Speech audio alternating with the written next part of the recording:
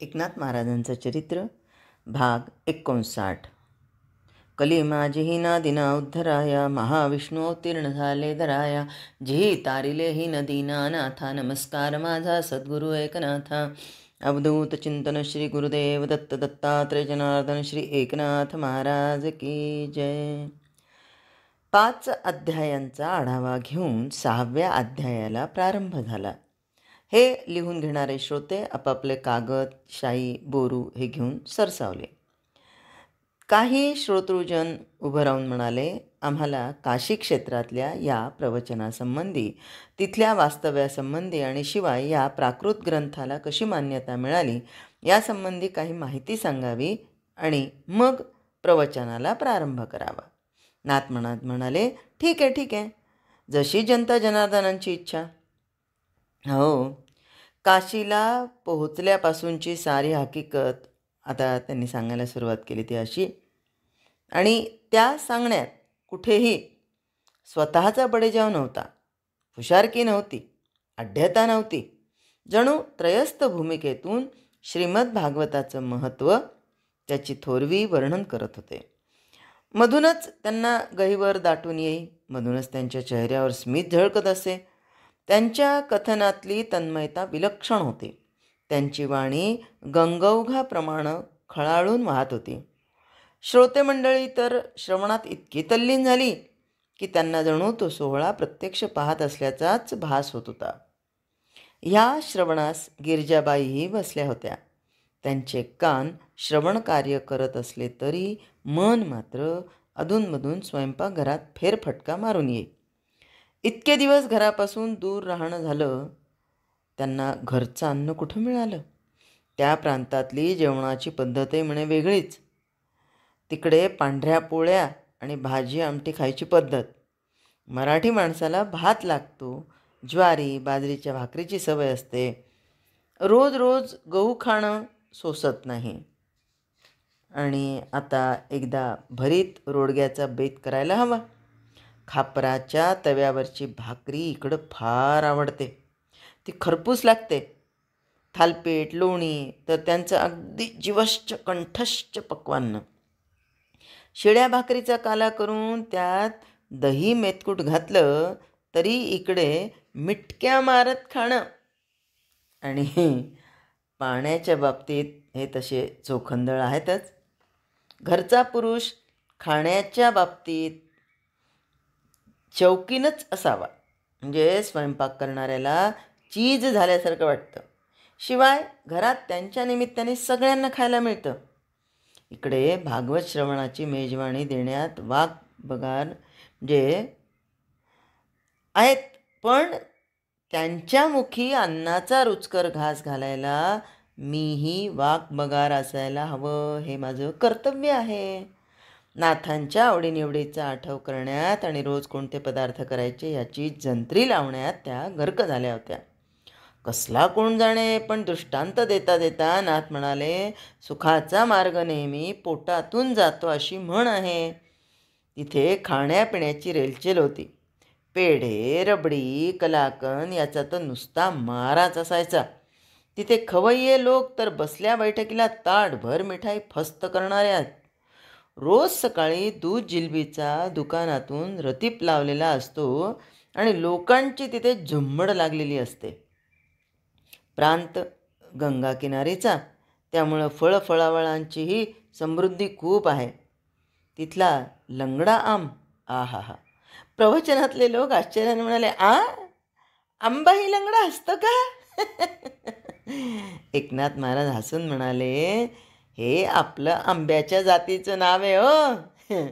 हा आंबा चांगला लोटी एवढा मोठा असतो, वरून हिरवागार पण आतून रसदार पिवळा धम्मक. एक आंबा खाल्ला तर जेवणाची गरजच नाही.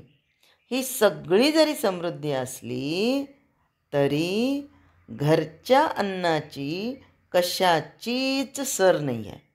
घरचं ते घरचंच, त्यातलं प्रेम, जिव्हाळा हे काही आगळंच.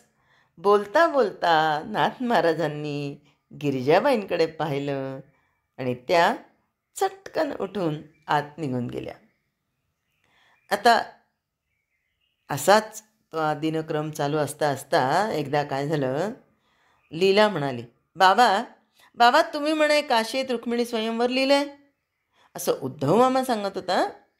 धोत्र्याच्या निर्यांची पुढची पट्टी सारखी करण्यासाठी वाकलेले एकनाथ ताठ होत म्हणाले, अगं हो, पण तुझ्या आईची हौस म्हणून लिहिलं बरं. जात्यावरचा हात थांबवत गिरजाबाई म्हणाले, अगं बाई माझ्यासाठी काहीतरीच काय बोलणं बाई ते. नाथ महाराज म्हणाले, काहीतरीच नाही, अगदी खरं.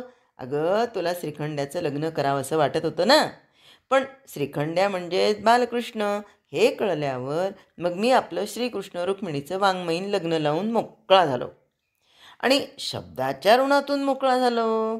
लीला, अगं या विजयी पांडुरंगाच्या लग्नासाठी मी कर्नाटकात गेलो होतो ना, तेव्हाच माझ्या मनात रुक्मिणी स्वयंवर लिहावा असं प्रेरणा झाली.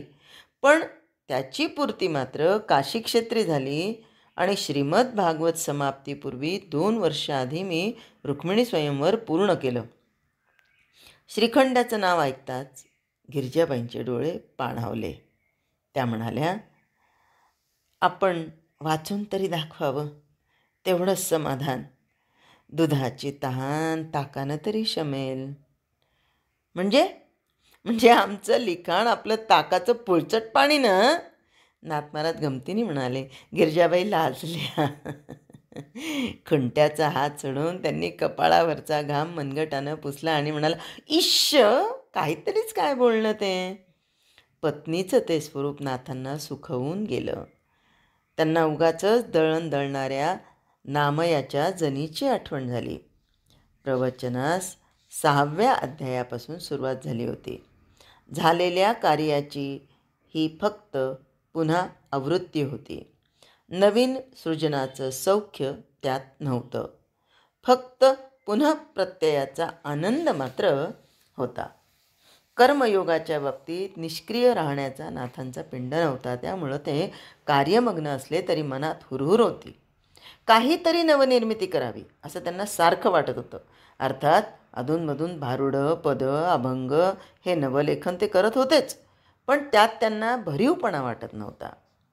तशाच श्री ज्ञानेश्वर पुण्यतिथी झाली. श्रोते मंडळी म्हणू लागली, महाराज ज्ञानेश्वरीचं पारायण आपल्या मुखानं ऐकावं असं वाटतं. तो ग्रंथ जरी मराठीत असला तरी समजायला कठीण जातो, तेव्हा तो आपण सुलभपणे सांगावा. एकनाथ महाराजांना फार आनंद झाला. लहानपणापासून त्यांच्यावर ज्ञानेश्वरीचे संस्कार होते. देवगिरीवर गुरुसान्निध्यात त्यांनी ती समजावून घेतली होती. त्यातल्या कित्येक ओव्या तर अगदी मुखोद्गत होत्या. ज्ञानेश्वरीतल्या उपमा, उत्प्रेक्षा, दृष्टांत त्यांच्या मनात इतके चपखल रुतले होते की त्याचा सर्रास वापर त्यांनी भागवत ग्रंथात केला होता. एकाकार टीका या नावानं लिहिलेला भागवताचा प्राकृत ग्रंथ आता एकनाथी भागवत म्हणून प्रचारात येत होता. लोक एकनाथी भागवत म्हणायच्याच प्रघात ते असं आता पाडत होते. श्री ज्ञानेश्वरी पारायणाचा प्रस्ताव नाथांनी लगेच उचलून धरला. पण दुसऱ्या क्षणी त्यांच्या मनात विचार आला, आजपर्यंत जितक्या ज्ञानेश्वरी पोथ्या हाताळल्या त्या प्रत्येकीत बऱ्याच प्रमाणात भिन्नता आहे, पाठभेद आहेत. जादा ओव्या घुसडल्या असाव्यात अशी काही पोथ्या वाचताना शंका येते. काही ठिकाणी तर चक्क अशुद्ध आणि निरर्थक शब्दांचा भरणा झाला आहे. तेव्हा कोणती ज्ञानेश्वरी प्रमाण मानायची हाच मूलभूत प्रश्न आहे. मग पारायणाचा विचार. त्यांच्या मनात हा विचार चाटून गेला की आपणास मिळतील तितक्या ज्ञानेश्वरीच्या पोथ्या जमवून त्याचं बारकाईनं वाचन करावं. सगळ्या पोथ्यांमध्ये समान असलेल्या ओव्या निवडून बाजूला घ्याव्यात. अशुद्ध आणि निरर्थक वाटणारे शब्द बाजूला करावेत. ज्ञानेश्वरांच्या विचारांशी, विशेषतः ज्ञानेश्वरीत उपयोगात आणलेल्या विषयांशी सुसंग नसतील अशा ओव्या काढून त्याही बाजूला कराव्यात आणि एक शुद्ध प्रत तयार करावी. त्यामुळं ज्ञानेश्वरीवर झालेलं आक्रमण दूर होईल. आरशाप्रमाणे शुद्ध, स्वच्छ असं माऊलींचे विचार लोकांपुढे येतील आणि त्यांच्या मनाचा संभ्रम दूर होईल. अशा पवित्र आणि विद्वद्मान्य ग्रंथाचं शुद्धीकरण करायचं म्हणजे केवढं प्रचंड कार्य दिशा मिळाली, कार्यनिश्चिती झाली आणि यापासून आंतरिक समाधान लाभेल याची पूर्ण खात्री झाली. भारत देशाच्या महाराष्ट्र प्रदेशात गोदाभीमेच्या खोऱ्यात या भाग्यभूमीत महान पुरुषाची परंपरा इतिहासाच्या आरशात पाहायला सापडते. नाथांना वाटलं 12व्या शतकात गोदावरीच्या कुशीत जन्म घेतलेल्या या संन्याशांच्या मुलांनी बालेघाटाच्या फत्तरी हृदयात भक्तिभावाची महान ज्योत प्रज्वलित केली. जो जे वांछिल तो ते लाहो, अशी दिव्य भव्य याचना विश्वात्मक देवाजवळ केली. स्वत्व विसरलेल्या आपल्या देशबांधवांना दगदगीत बाण्याच्या निस्पृह वैराग्यानं जय जय रामकृष्ण हरीची ललकारी ऐकवली.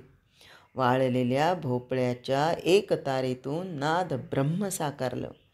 जडधातूच्या टाळझांजातून पुंडलिक वरदा पांडुरंगाला जाग आणली. रेड्यासारखा पशु तर बोललाच, पण जड अचेतन भिंतीलाही पाय फुटले.